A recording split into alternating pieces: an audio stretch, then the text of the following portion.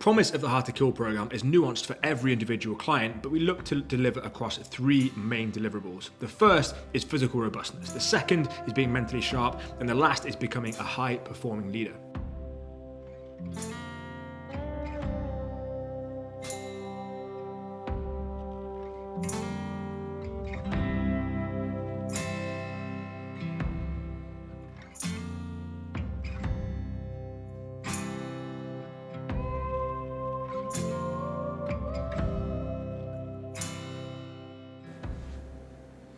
So there's one thing that I'm noticing as the biggest trend across his responses, but I want you to piece that together. There's a lot of stuff that is not answered. Obviously our role is making sure you continue to perform to a higher standard and moving you towards being physically robust, mentally sharp and high performing.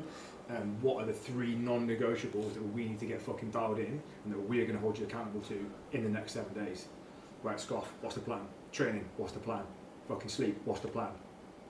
Are you alright to come back and tell me in the debrief in 7 days time how that's fucking gone? Always looking at fucking forward momentum. Sometimes what people don't say is as important, if not more important than what they are saying. From our conversation, just not. He feels like he hasn't got purpose. He feels like he hasn't got goals or things that he's going towards, and it's just turned into paralysis because he's looking at too many things at the same time. Well, that for now, because he came prior to that, so he's still in here in terms of he's still yet to get the fucking keyword. Mm-hmm. So he needs this and he needs this. Mm-hmm. So all of this ought to be fucking centered around that and then that and then that. If he keeps the promises made to himself for 7 days and he's getting better sleep, is he going to feel pretty good? Yeah. All of a sudden, all this fucking invented hardship and adversity in the world's out to get him has disappeared because his confidence has gone up and he's now well rested. And we know that when someone is sleep deprived, their emotional resilience is going to drop, their perception of threat increases, and he's just fucking going to find it harder. Mm-hmm. So fix that. You've got endorphins, you've got a fucking well-rested mind, he's now on the front foot. You guys need to sit on the same screen. And you can't Long slog. And this happened on 3 cadences, the day, the week and the year.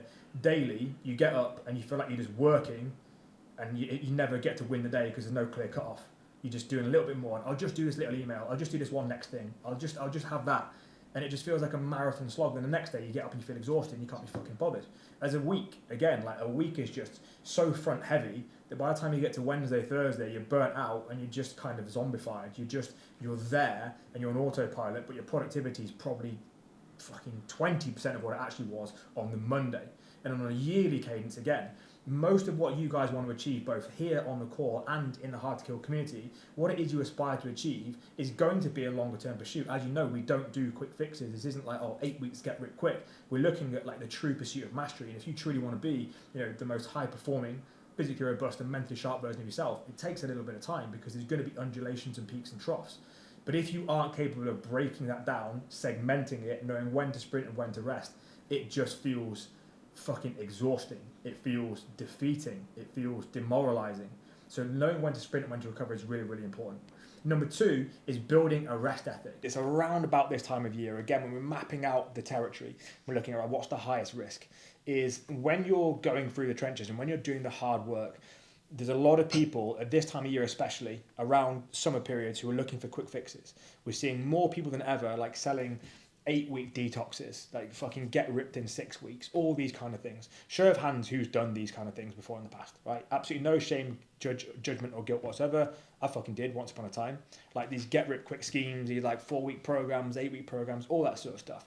And they become high risk. But ultimately, I want to give you the reassurance and the permission to know that quick fixes are the longest path. If you've ever tried a quick fix, you'll know that quick fixes typically are the longest path because you'll stop, and ultimately go around in circles, as well as generally not enjoying the process. Does anyone here enjoy the process of going stop, start? Did anyone here enjoy the process in their life when they were going through cyclical patterns of behaviour?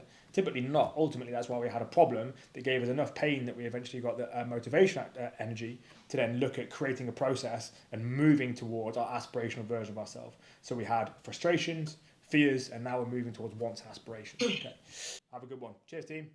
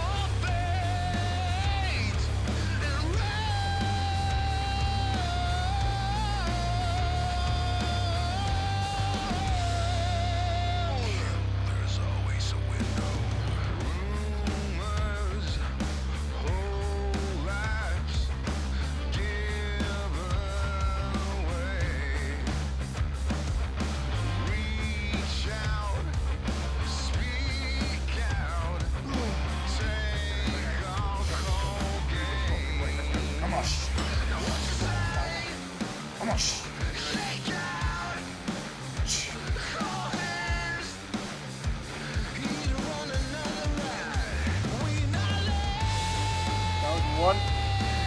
That was the two. Stick his arm and back.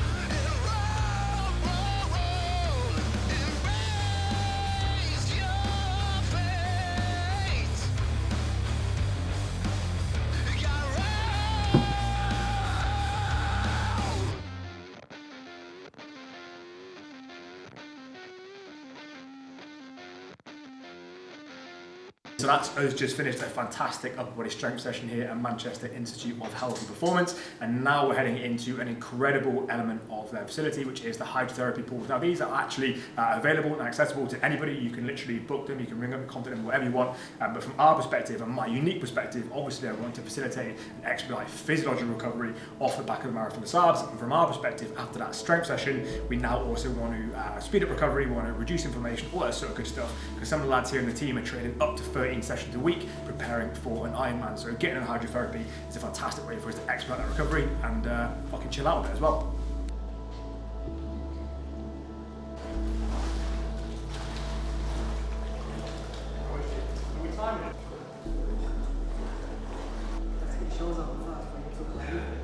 Fuck you.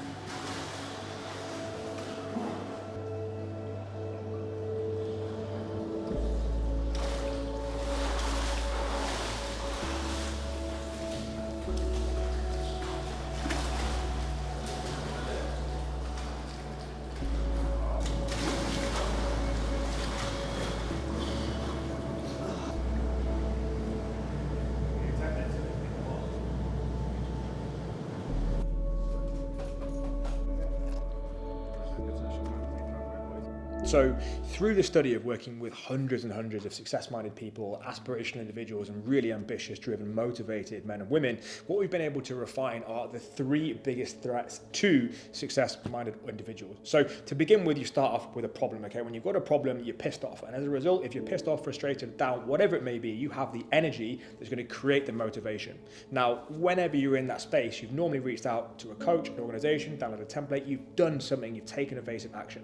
Now, when you have direction, and when you have speed, you're going to create results, and that brings you up against the first biggest threat to success-minded individuals, which is complacency. So if we were to plot this on a graph, you've got this upward trajectory, you've done extraordinarily well, now you've forgotten how bad that problem was, now you've forgotten how bad that pain is, and ultimately we succumb to something called the Dunning-Kruger effect. As a result, people can decide, you know what, actually maybe it's not bad, I've pretty much achieved everything, I've got it covered off. And they're failing to spot the volatility of, it probably takes more than fucking 60 days to solve a 6-year problem. So as a result, complacency can strike, and what we tend to see is just this downward fucking spiral, which then obviously becomes cyclical, because you get pissed off, you get frustrated, you go again, and people stay in this complacency loop. Pain, problem, work, get complacent, and go around again. Now, there are a few select individuals like those clients inside the Hard To Kill program who have the support, accountability, and vision to push through that complacency by extending their vision, by exploring new capacities, new attributes, and expanding their mind beyond what they ever thought was possible for them. And as a result, they continue on an upward trajectory. Now, once you've got to that point though, often we hit the second biggest risk to success-minded individuals, which is the dichotomy. You've now blasted through complacency, you've continued to elevate, ascend, and explore, and you reach a point where you think, maybe I'm happy here, my job's okay, my life's okay, my body's okay, I eat okay some of the time. And who are we to say that that's wrong? But honestly, when we look at it inside the Hard To Kill program, we tend to call that mediocrity for most. In terms of most individuals, most clients who reach out to work with us, maybe even you watching this, the absolute worst case scenario, the nightmare outcome is mediocrity and settling for less than you're truly capable of. Knowing that when you're 80 years old, you look back and know, actually, I left that last 30% on the table. So if we've blasted through complacency, we've arrived at a dichotomy, we've decided to continue going, then we're looking at integration. We want to integrate all of the lessons we've learned, as well as extending the vision, looking at how good we can truly be, what we can do, be and achieve with the correct support, accountability, and people there who have been there, walked the path, and extended our vision. When we begin to do that, then we begin closing in on the promise. And the promise is whatever you told yourself you do on day one, week one. For some, this can be a 6 month. For many, this is a 12-month. Others, it's a 5-year journey. And we're looking through the lens of the Hard to Kill program to create the most physically robust, mentally sharp, and high-performing leader that is possible for that individual. That is the journey, and those are 2 of the biggest threats. We've left one out, and the last one can come any time along this pathway, any time along this trajectory. And typically we see it either early on or in the later stages, and that is burnout. That is an inability to slow down, to hold space for oneself, to give permission to oneself, to celebrate your wins, to express gratitude and show appreciation for how far you've come and what it is you've already done, become, and achieved. So to combat burnout, it is imperative you develop that rest ethic, and that's something we're going to be talking a lot about in later episodes on YouTube. So hopefully you'll tune in and enjoy that, because we know high performers, success-minded individuals take a great amount of pride in how hard they can work, and as a result, they've got a great work ethic. But if we ask them to sit still, to rest and recover, it becomes an enormous volatility and a sense of real discomfort. So learning to cultivate and create that rest ethic is actually the number one thing you can do to continue your trajectory, your sustainability, and your enjoyment as a success-minded human and as a high performer. So that's it. That's the end of another episode. And if you've resonated, connected, or engaged with anything we've said so far, or if you've got any feedback or questions, I'd love to hear from you in the comment section down below. Not least because we kind of want to know, is this impactful? Is this improving your life? Are you taking things away from this? And what would you love to hear more of? And secondly, it will do me an enormous favor, and it will do you a favor, and I'll explain why in a moment, if you're able to subscribe to the channel. This is not an egotistical thing. This is not a vanity metric. But as we continue to grow, thrive, and evolve across YouTube and across social media, we want to bring the best guests to your screen so you can get the best information from the most experienced high performers in the world, and you subscribing us to the channel gives us the firepower to do that. So if you've liked what you heard, you'd love to hear more, and you want to see more in the future, please subscribe to the channel.